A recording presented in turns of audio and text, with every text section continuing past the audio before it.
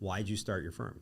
I know why I started. Why'd you start? I say that my last firm made me the offer I had to refuse, right? Not the offer you can't refuse. Okay. I'd organically grown a PI practice over time at 2 different firms just by helping people. I saw an opportunity and, I took it, ended up growing that little practice. Again, not intentionally. It wasn't like we were advertising or asking for it, but as stuff would come, if someone makes a phone call, I do just like to help people. It was fine on the defense side too. I liked it the same way, hourly billing stuff.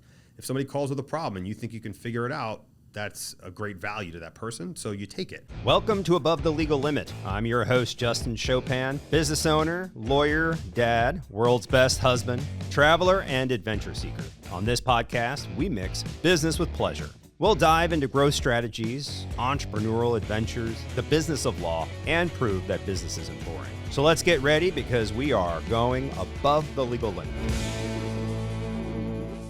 Welcome to Above the Legal Limit. I have a very special guest here today, Lee Rudin from Rudin Law Firm. Get Rude. That's it. I did it right.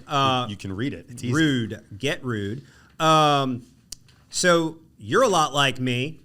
You're a law firm owner, and you hail from the defense, right? How long were you on the defense? 12 years. Okay, so that's where I was. I spent about 10 years on the defense. I've been here for about 10 years. So this actually is our 10th year. And so, congrats. Yeah, thank you. I know we made it, right? So they say, I don't want to say this because it's, I don't want to jinx it, but they're like, most companies will fail within 10 years. So we haven't hit the 10th anniversary yet. So I'm like, yeah, well, we haven't failed yet. And I was like, well, it's early in the year. It's only January. Well, if you fail, there's going to be a lot of people, debt collectors coming after you. You got a big office. You'll be all right.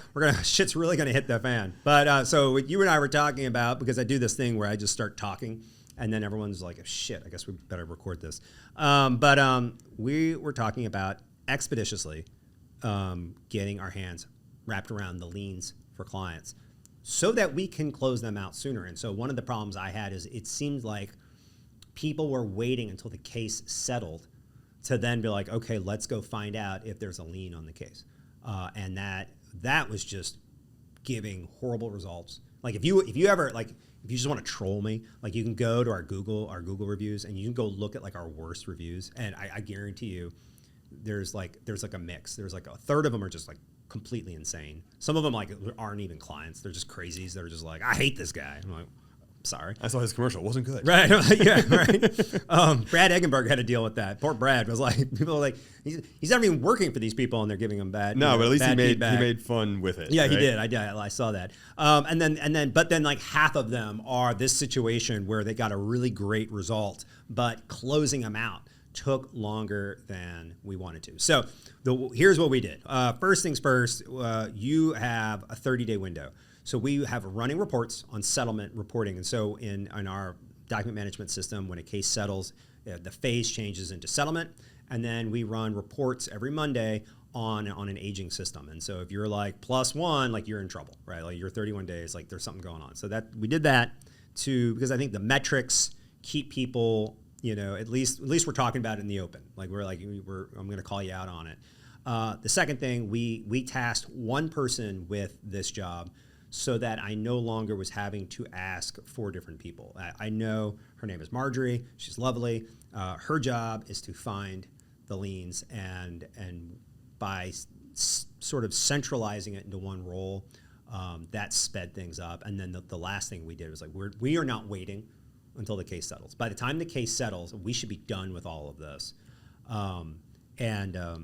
What do you do for negotiating them, right? Because sometimes if you want to get them down, you have to present to the insurance company, hey, this is where we ballpark think it's going to land if you want to get the reduction for the client. So I've done it a few different ways. Sometimes I'll tell the client, hey, look, I'm going to work with you on trying to get these negotiated down, but I can't put a timeline on that because I can do a lot. What I can't do is make a government worker like sit down and do their job, right? Like I can't go down there and like or answer respond to my email. Yeah, right? Like return my phone call, please. Exactly, all 6 of them. Exactly. So what I can do is I know generally that your lien is X, okay, or I know it is like $5,000. I know your lien's $5,000. Let's do this. I'm going to hold $5,000 in trust. We're going to give you the remainder while I continue to work on trying to get these reduced. And then we'll do another sort of closeout procedure where I will show you like, okay, it was 5,000. I got it down to 3,000. Here's the check we sent to them for 3,000. Here's a check for $2,000 more to you. That's the only other thing I can do. Or give them the option. Hey, if you want all that money that you're entitled to, that's fine. We'll pay them all. It's not, we don't get anything out of that. It doesn't matter right? to me. Like, it's not in my account. It's in a trust account. The interest earned on the trust account actually funds a lot of really great programs in the state of Louisiana that helps, teens and homeless. I mean, they do. But not this. Many things. Not this. Right, not this building. No, it's fine. It's all right. Like I can wait. Right. But so yeah, we can give them. We did that with Hurricane Ida. So in Hurricane Ida, we would get these like tenders. And so I would say, look, it's up to you. This is like a pretty small tender. We can just hold on to it and we can wait or do it all at the end. Or if it's more, and usually it would come down to like, what are the costs, right? So if I already had like $5,000 in cost and it's a $5,000 tender, I would usually say, why don't you we'll leave it in trust and I'll just, don't worry about it. I'm not going to do a closing and give you a penny, right? Like, it's rude. And I'm not going to take my money first. Right. I'd and rather there be some I don't sort like to do that, right? So, but, sometimes we get a tender that's like $100,000. So then we would say, well, no sense in waiting. Like, let's just get you paid and let's move on and then we'll continue to work on the background. Yeah. So we do that. We did that more during the hurricane than we do for our PI work. But yeah, those are the options. But it stinks no matter what you do. Are you using any companies, like any vendors to help negotiate the liens down? We have in the past. I thought somebody Armando put us in touch with another company, and I can't remember the names. What we'll do, because we just, like we get bombarded with these companies all day long. Like everybody's trying to sell me more. I've got one that's decent so far. We do test runs, and so what I'll do is sometimes I'll be like, okay, we're going to give you one, and I cherry pick it. And I have my paralegal, my attorney, whoever's like quarterbacking this issue, I'll be like, you report back to me on how this is going. And then they'll say like, okay, it was good or it was okay. So we've done it in the past. I don't know where, it's actually a good question. My director was kind of working on this. So we were trying out like 3 different companies. I don't remember where we left on that. So a lot of times we do a lot of this in-house. You guys negotiate them, yeah, right? You have somebody going to collect them, but that person's not negotiating the liens. No. Her job is complete back of house. Got it. Only thing I want her to do is send off and to get the liens in. Because I don't want her bogged down with anything else. Sure. And as you said, like our advertising, right? Like we're very passionate about this idea. Like we do not use case managers. And so I know that's your unique selling proposition. Well, that's right. So what's your unique value proposition? That's what it is. So everyone's like, are you worried people are going to be annoyed? And I was like, I hope they are. Because if they're annoyed, it means they're listening. I was like, look, if you get annoyed, stop scrolling. Right. That's good. Right? That helps. We actually, so this happened when our buses, we did, like no case managers, and somebody called and like chewed us out. And everybody was like, "Oh my word!" And clutch those pearls, right? please. I couldn't have been happier. I was like, "Good. It means it's working." I was like, "I'm okay. And she can hate me. That's fine. I'm okay." My dad asked me. He saw some of the ridiculousness on social media, and he's like, "Your reputation." I was like, "Dad, what reputation? Nobody knows me." Yeah. Like if they stop and they look, then at least they're stopping and they're looking. If half of them like you, half of them are going to hate you. Half of them are going to hate you no matter what. No matter what. Right. Give them a reason if you want to give them a reason. But you could just stand up there and say, "I'm a plaintiff's lawyer and I hate insurance companies," and they're gonna hate you for that. I never. Yeah. Look, this is not me. Like I'm not somebody that's a troll on the internet. Right. I don't understand what prompts somebody to respond to an ad or anything else. Like what caused you to stop and want to comment on this, especially with the vitriol that you're coming out with? It's baffling. They get real mad about it. You could say they got rude. They did. That. You know what? You empowered them. So my messaging must be working. That's right. Take the good with the bad. That's right. We on social media marketing, we learned pretty early on targeting. So when the Hard Rock fell, we ran Hard Rock ads, and they must have loved you. Oh my God! I mean, I spent more time deleting hate comments on Facebook than anything else. They were just like, "You blood sucking." I mean, something's like cursing me out. You're the worst. And you should have responded, and then it would have fired up the algorithm. Right, and then your ad would have pumped. You know, but that was a long time ago. You know, we got out of the hard rock fast. Once I started noticing some trends. I was like, I'm done. I don't want anything to do with any of this. I had a guy early on in the firm. He's calling me a bottom feeder, and then he called me an ambulance chaser. I'm like, ooh, I got to record content on those two themes. Bottom feeding ambulance chaser. Well, I did an ambulance chaser. I siloed that issue, and then I said bottom feeder. Wait a minute, we're in Louisiana. All the best things are bottom feeders. If you don't like it, get the hell out of here. Shrimp. Yeah, what are you saying? Crabs, crawfish, catfish. We're all bottom feeders. We're 8 feet under sea level. Come on. We're like in the 50th state of America. Like this state is on the bottom. Why don't we improve our education and our criminal justice system? Like maybe we'll do a little better. I think so too. Hey, well, look, I sent around. You know, we saw the Frozen one. We then I saw we saw the Christmas one. Elf did well. Elf did got well. some good eyeballs. Yeah, I'm going to do a Bobby Boucher in honor of the Super Bowl coming. Okay. I'm recording tomorrow, so I got a bunch of costumes. I was going to say, so all right. So how does this work? Did you have a Frozen costume? I did not. You did not. I don't want to reveal all the secrets, but I have ideas. Like you don't have to review secrets or reveal secrets. No, I come up with ideas. I have a company that I work with that does social for me. Okay. They usually generate some ideas. I don't usually like them, and then I rewrite them myself. They get the creative juices going, and then I discard them and do it myself anyway. We do this a lot. So you can't see, there's like people behind the camera here. They're hidden, right? So Where? Melanie will be like, what? You wanted me to roll on the ground?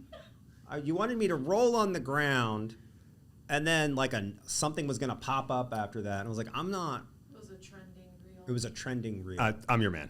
I was like, I'm never going to roll on the ground for anyone. I was like, for my kids, I would roll on the. But you know what? Even if I were home playing with my kids, I'd be like, hold on, I gotta change clothes. Yeah, teach I'm not them gonna like roll on the ground in my suit, right? No, you got other suits. You'd be fine. I was like, so I'm never gonna roll on the ground. So I was like, we constantly go through this. There was something something recently y'all wanted me to do. I was like, no, I'm not doing that. I did the worst. I did the hardest. opposite. I'm the most challenging. I have to be like the most challenging because I was like, no, what else you got? They're like, say this thing for Valentine's Day. I'm like, no. What else you got? Well, that's good. At least they're giving you something creative to go with. I was the opposite. I would get this kind of cookie cutter stuff. And they said, look, we do a Mother's Day post, we do this. I'm like, we're not doing a Merry Christmas post. I'll get dressed as Santa. And I'll do a Valentine's Day post, but I'm going to be Cupid or wearing like a stupid, Valentine candy thing because I just would rather be different. Yeah. Right? Why are you going to stop at my post if Chopin Law Firm and every other one's like, Happy Valentine's Day, Happy Valentine's Day. So well, and that's those little static things that they put out. They're like, from all of us here at the Chopin Law Firm, have a wonderful and safe Valentine's Day. I was like, oh, Jesus, give me a break. Yeah, please. Like, this is like, I would rather you have not spent the 20 seconds on whatever Canva or whatever software you use to create that. I would rather you have been like, Justin, I was going to do a static Valentine's Day post, but actually got drunk instead of being like, you know what? Good for you. I gave them the time off. The AI got a time off instead of creating this. Give yourself a round of applause. Yeah, I don't think it's driving engagement. It's not real content anyways. It's just filler. It is. It doesn't do any good. So I try not to be like ubiquitous in our content, but I am like a total stick in the mud at the same time. At least you're doing it, right? There's a lot of lawyers in our position. You've got the podcast, so you've got ways to generate the content. There's a lot of people that don't want to do it at all, and so the feedback I get from my company, from talking to LeDuc, it's like, it's pulling teeth to even get them on the camera, even though they're used to being in front of people and like to talk. I had to eat a lot of shit when we started doing it because there are a lot of lawyers out there that are like filming in their car, right? And they're like, 5 tips. So actually, I do that. I say this, but actually, one of the guys that I'm thinking about has really great content. Is it? I know you're talking about Jefferson something. He's the guy who's always like, how to effectively. Yes. Yeah. It's all in his car. I can't make fun of him because it's actually really great content. He's also one of like the big lawyers personalities on social media from all that. So anyway. But I mean, but still, like, I don't. So what is this? So you're on social media, but you're not doing the content like this. Like, why does everybody film it in their car? Because I'm like a little too old to understand this. I don't get it, and also like are you driving? Like, what are we doing? Half of the TikTok reels or whatever, they're all in the car, and so this is where my brain works is when I'm looking at them and I'm like, wait, are you in the passenger seat or the driver's seat? Because the image is reversed. And I'm just sitting there like, I'm not really watching the reel. I'm really just trying to wrap my head around like, where the fuck is she sitting in that car? Did you go the steering wheel's on the wrong side? Is she in England? I'm like, Did you move to the passenger seat just to record this, or were you like at a red light and you had an idea and you recorded? Right, it? or there's like the two kind of I don't want to be rude, but the two kind of gross women that are like eat, they have like the thing set up, I guess the camera's set up, and then they eat the food. You know what I'm talking about. And they're just like in the car. And I was like, you're eating pancakes in your car? I would say if somebody started eating pancakes in my car, I would have a nervous breakdown. I'm like, I would pull over and like throw them out the car. Even your children? Absolutely, my children. My children know that they are absolutely not allowed to eat in my car. They would tuck and roll. Exactly. They would tuck and roll, even in a suit. There's one thing that my kids are allowed to have in my car, and it is a trick I learned from Adam Sanderson, so one of the lawyers here. So early on, when he's got 3 kids, I've got 2 kids. They're about the same age. I pick up the kids after school a lot, and go home. And we don't have this issue anymore because they're like 7 and 8. But when they were in that 3 to 5 range, they just wail the whole way home, because they're tired and they're hungry and they're thirsty, whatever. So he says no. I was like, what do you do? And he's like, you just give them a dum-dum. I was like, that's it? And he goes, yeah, you just give them a dum-dum. I was like the little tiny little. He's like, yeah, just the little ones, nothing big, nothing fancy. And he's like, they can't scream if they're sucking on a lollipop. And this changed my entire like parenthood, right? So now, like I have, because I'm old now, so I have like a big car. And I spent my 20s and 30s in like convertibles, and now I have like the largest car you can buy on the open market. And so I open it up and I have like a huge thing of Kleenex and a gallon size Ziploc filled with dum-dums. And they know when they get in the car, they can have a dum-dum. And then the music's playing. There's like silence generally in the back. And that is what but even still, they're in deep shit because every time I go back there's sticks everywhere. And my daughter will do this thing where she'll like take her like stick and then she'll shove it in the crevice, in places where my hands, like my adult hands, do not fit. And so, anyways, that's it. You have kids? 2. How old are they? 5.5, 2.5. Okay, so you're in it. I'm in it though. It's like the Thunder. Well, I hope we're almost out of the Thunderdome, but like we're still very much in it. But I do the dum-dums. The dum-dums. We do dum-dums. I made a mistake once and did Tootsie Pops. That's too much. Not good. Too much. Too big. Like my kids still like, it was years ago. My kids were like, well, how come you never get those big ones? I was like, because it's like a 500 calorie. The lollipop wouldn't be the deterrent. I just don't want them chewing on the Tootsie Roll at the end. Yeah. Right? Like the blow pop. Like I don't want you having the gum. Have the dum-dum. Watch Bluey on the phone for the 12-minute ride. Just don't scream. Let me take the work call or whatever it is. Right. I don't like. The one thing people are like, what could you improve? What would you do if you could do anything? I'd be like, I'd take the phone and I'd get rid of it. Yeah. Because I hate that I'm on it all the time. Like I hate that if I'm inattentive to the kids. Like I don't want to be this way. No, I don't want to have a phone call in front of my kids. No. Well, because it's not, one, I can't listen to whoever I'm talking to. Like if my kids are in there and you are calling me about work, everyone is getting 30% of my attention. I don't know where the other third is. But I mean, like basically my kids are like distracting me. Whoever I'm talking to, I'm like, huh? Yeah. And then and the rest is just not productive. But it's the lifeblood of the business. It's in our business, right? So what are you to do?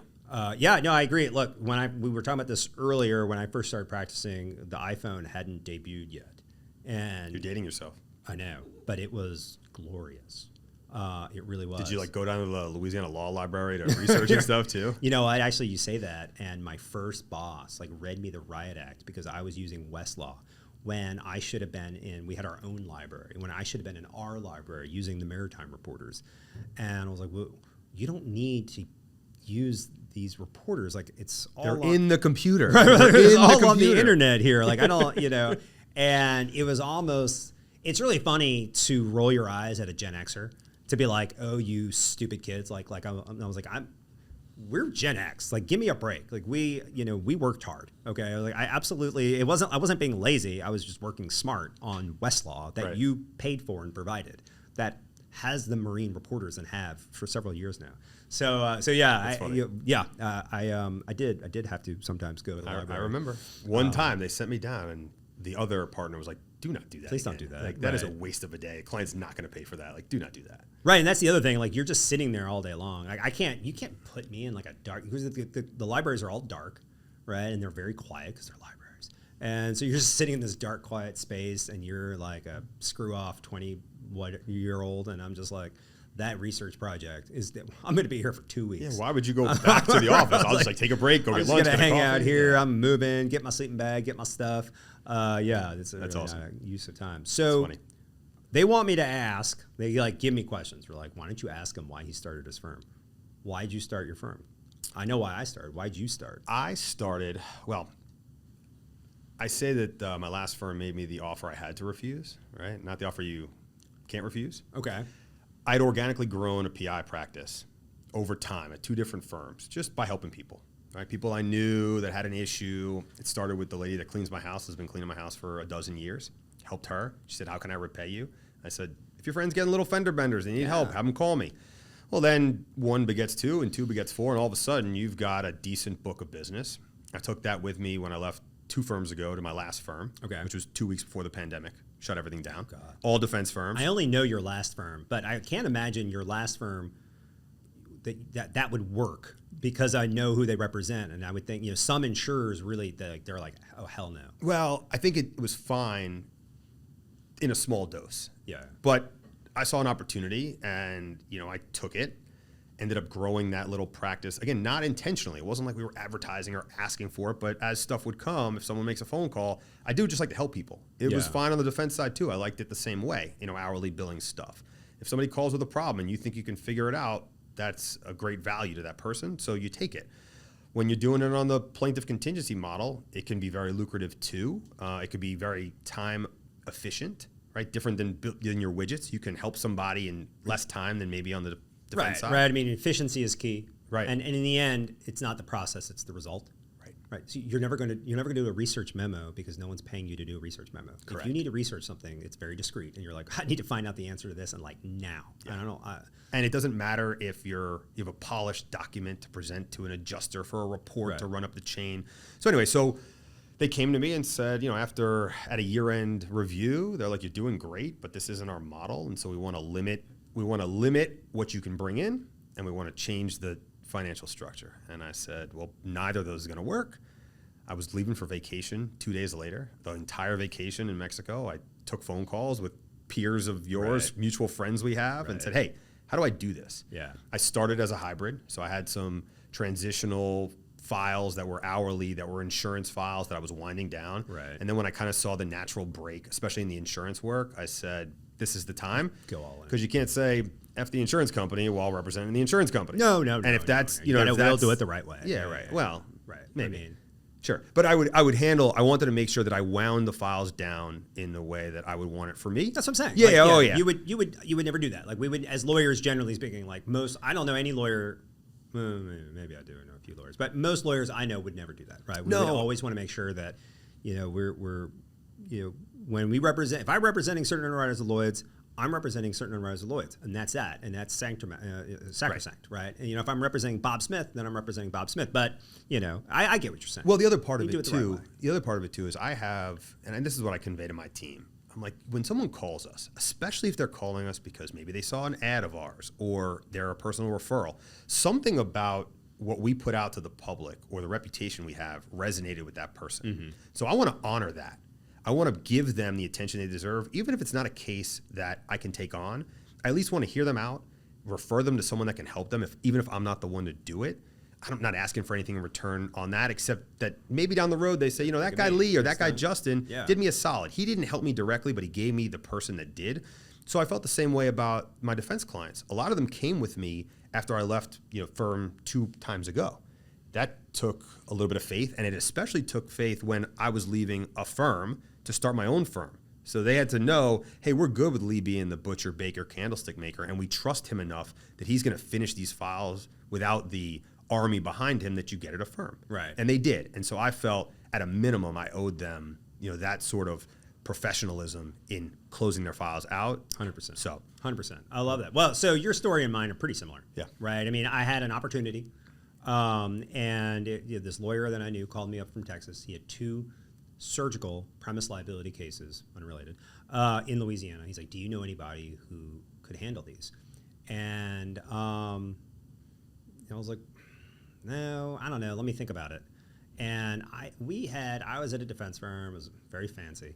And somebody had called up. They were at a trampoline park and they broke their back. And the partner comes in. He's like, hey, you know how to do PI work. You've done some plaintiff's work. So because I'd done plaintiff's med mal and I'd done some other plaintiff's work. why don't you go ahead and do a demand letter for this? I was like, well, when did this happen? He's like, well, it just happened like last week. I was like, well, I wouldn't send a demand letter for this. He's like, well, why not? I was like, well, you don't even know what's wrong with this guy. I was like, I mean, look, breaking your back, if it's broken back is not a thing. I mean, it is, by the way, but I mean, it's not like people use words and they're inaccurate. So if it truly is like a fractured vertebra, it might heal. He might be fine. There's really nothing to do for it, right? It's gonna hurt. And it's gonna heal. He'll have arthritis down the road. Yeah, it's like it's not worth a tremendous amount. But if you're middle aged and you are falling with the enough force and velocity to fracture your spine, you probably need an MRI, because aside from the fracture, you may also have herniations, et cetera. So I said, but you don't even know what his injuries are yet. So it was like, you're putting the cart before the horse. If it were me, I was like, we need to be doing a few things. One, I'm going to want to line up my expert ASAP, because I know these trampoline parks. I know how they operate. It's like they're going to come at you with full force, and they fight dirty. Like I've seen them where they file suit against the mother, right, for indemnity for the hurt kid. It's just ruthless. So I said, it's big. Look, I get fertile ground for plaintiff lawyers, right? So I know, I was like, so let's get a good expert. We don't have to retain them, but let's identify what we're doing. Let's get the medical records that we have now. I was like, and then I really think we need to work on his treatment and get our hands wrapped around that. Trampoline park ain't going anywhere, okay? And I could see this very like white shoe, like commercial litigator in like an oil and gas firm, and he's like just sitting there and he's like processing it. We can't do this. And he was like, I'm going to refer this out. And he went and referred it to a competitor of ours. And, it's just this moment of just being like, screw this. And this guy, by the way, I like this lawyer a lot, and he's a great guy. And I really do. But I was so tired of having to, explain things to other people in a lot of ways. And so I called my buddy up, and I said, you know what? I spoke to my wife. We had a lot of really intense conversations about it, and she was pregnant, but we didn't technically have kids yet.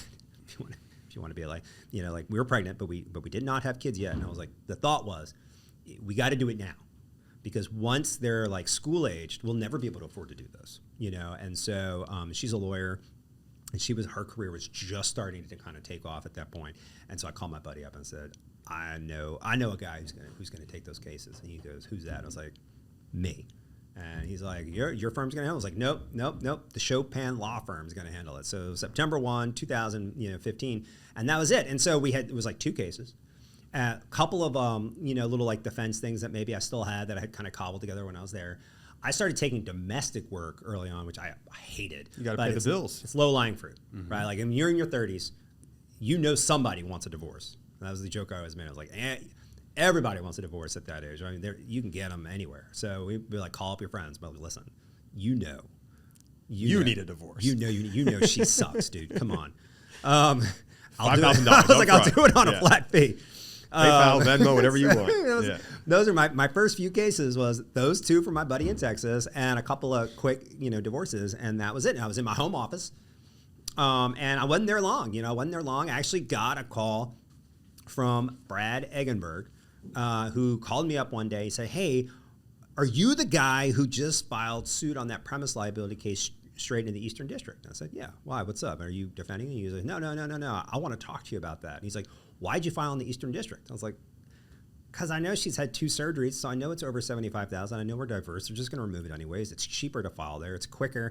And I want to get paid this year, not in 5 years. I like it. And he goes, I need some help. And so I met him. He rented me an office. He was starting his civil practice. He had already had an established firm. He was light years ahead of where I was, but he had been doing a lot of criminal work. And so we kind of helped each other out. So I was 1 month at home. And then, by October, I was renting a space from him, and he would give me a couple of cases, and pay me by the hour or something like that while I kind of was starting to figure this out. And then within the year, we were in this space where you are right now, and we've since built out a dozen times. But I mean, and we're about to do another one. But but it's all starts the same way. It's like an idea, like an opportunity and an idea and a little bit of bravery to say what what if it fails? And I think that's what makes us successful, because the answer is it can't fail because I can't afford it to. Well, I say it the other way. I say you got to hike your balls up a little bit if you're going to do it.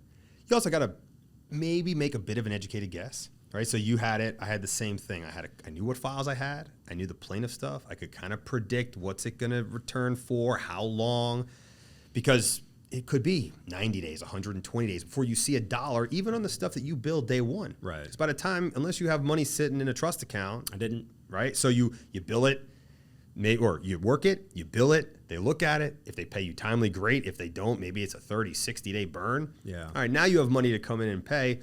So you got to be prepared for that. Yeah. And it helps having a Brad or some other sage person say, hey, I've been down the road before, just so you know, here's the things to look out for. If you're ready, to do it. Yeah, actually one of the biggest surprises that I never expected was how helpful the plaintiff's bar was. Amazing. We would never see this on the defense. You would never have another like commercial litigator call you up and be like, hey, I got this business. Can you help me sue them over a lease dispute? It is such a rising tide lifts all boats group, especially locally. Yeah. I mean, when I told my insurance client one day, I said, why don't we all meet? You have all these firms in town. Why don't you bring us in roundtable? Terrified. Well, and just say to everybody, hey, I'm going to feed you all, but I want you working together, not fighting to try to get each other's business. No. It's really trying to eat each other, and the shark comes in and just eats them all anyway. That's right. But so right off the bat, I always tell people this when we hire, like we bring on a new lawyer, I always sit him or her down and I say the same thing. I was like, your first order of business is to make sure that everyone knows that you're open for business. If you don't tell them you're open for business, they don't have anything to buy from you. I was like, you need to be telling every person you know, hi, I'm Justin Chopin and I'm open for business. Because when I did it, my phone started ringing from people I haven't talked to in years. Well, the thing too is they don't even know what you do. Yeah. Right? So the one thing that is different, when someone said to me, are you going to advertise? I'm like, in what business would you say, I'm starting a new business and I'm not telling anybody what I do? Right. Only being a lawyer in certain capacities do you do that. It's insane.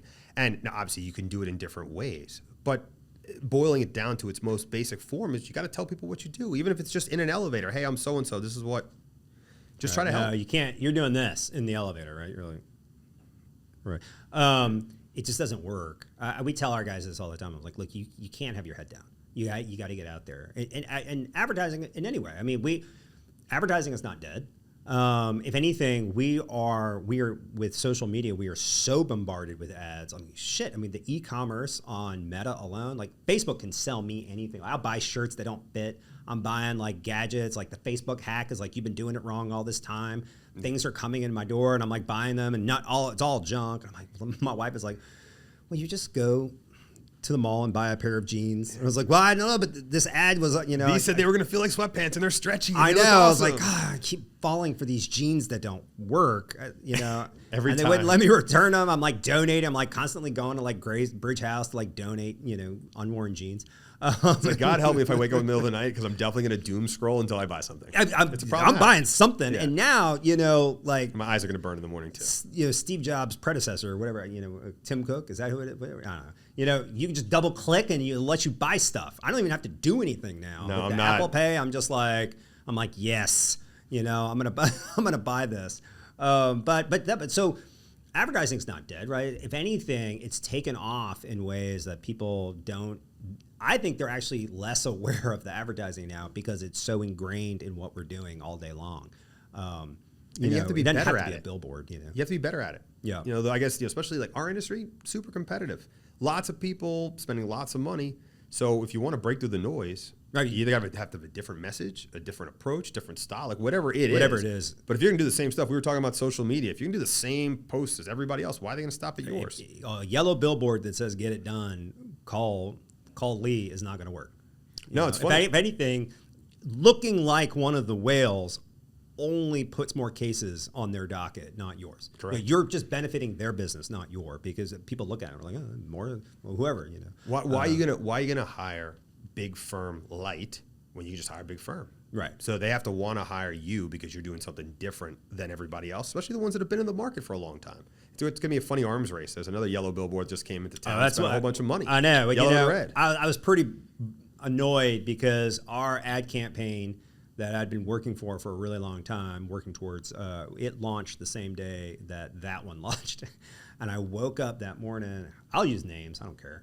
I'm like scrolling, and there's like Gordon McKernan's like all over my Facebook. And I just knew it. Like I got my wife, I like woke her, I was like, I guarantee you he just entered the New Orleans market. And she was like, why do you think that? I said, because not one time has this algorithm like ever fed me a Gordon McKernan ad. I was like, and I also know digitally that he's been spending crazy amounts in the New Orleans market without an office here. And we had all thought it was a little peculiar, but I was like, maybe it's doing, just to see what's out there. And so he had been ramping up. And so I turned on my phone. It was like New Year's Day, right? There's like a terrorist attack. And then there's this like law firm. And I was Go drive down Poydras. He's got a bunch of billboards. He's doing it. I think that some of it probably aligned with the Super Bowl. He built up his war chest and said, this is a good time. We got lots of eyeballs down in the New Orleans area. Man, more power to him. Let's see what happens. That's fine. Yeah, it'll be all right. See what happens. Yeah, we'll do. Like, there's plenty of injured people that need help. There are, right? I mean, so they even say this with Morgan & Morgan. Like in Morgan & Morgan, when they enter, which they've entered this market too, so get ready, right? And so when they enter a market, but they still only capture a small percentage of the market share. That's right. And so don't worry about that percentage. Worry about the other, 90%. Even if they are capturing 10% of the market, that means 90% of it is going a million different places. I think we are really on the cusp of a change in leadership in a lot of ways. Look at the major advertisers in this market. They're old. Well, what did Brad say on his one of his ads that got him in a little hot water? Oh, right? Yeah. Talking about the dinosaurs. Look at the billboards. So I like some of these guys a lot, but go look at the top 5 advertisers and go look up when they were born. Okay, so I think we're going to see, there's like what's it like Dumbledore's like a change of colors in order. Like I think there's going to be, in the next 5 years we're going to start seeing some big shifts in the market. Maybe the next 10 years. Unfortunately, what I think is going to happen, and I hope I'm wrong, I think it's going to be more national, non-local businesses coming in and buying up the market. So I think we're going to start seeing, some, not just Morgan. There's tons of other ones that people in New Orleans have never even heard of because we're New Orleans, right? Well, they That's could like acquire. Look, unless they could acquire you, they could acquire me, and you just become the office of that place. There's a pretty well-respected lawyer out of Atlanta that just became the office. I know. She was on your podcast. I know. Yeah, right? for Sweet James. I was really surprised by that. I was too, because Jen Gord built up a really nice brand. And so, but the offer probably was one that she couldn't refuse. Well, I brought on another lawyer you were just talking to before we started, and he asked me on like my first day, or his first day rather, he was like, so are you like looking to like, you build it up and then like sell it and retire? And I was like, what? Why would I do that? And he was like, I don't know. I was like, no, I don't ever want to do that. I was like, no, man, you're going to be wheeling me out of here. I was like, no, we're building something for generations here. We're not building it for a 5-year plan. Yeah. This is not a 5-year plan. But my 5-year plan's written out on my wall I see in the you got office. lots of That's stuff. a lot of brainstorming. A lot of brainstorming. We're trying to figure out like, what can we fix? So that's what we did yesterday. So it's only, I had to take a lot of it down, but we say, what is our 5-year vision? Mm-hmm. Sure. Okay, where do we want to be? And so I'll start, and then the other guys are like, and so I'm like, and I'm an eternal optimist. So I will always have an optimistic view of the future. I'm like, we're going to be billionaires. I'm kidding. But so I do my 5-year, and then they say, okay,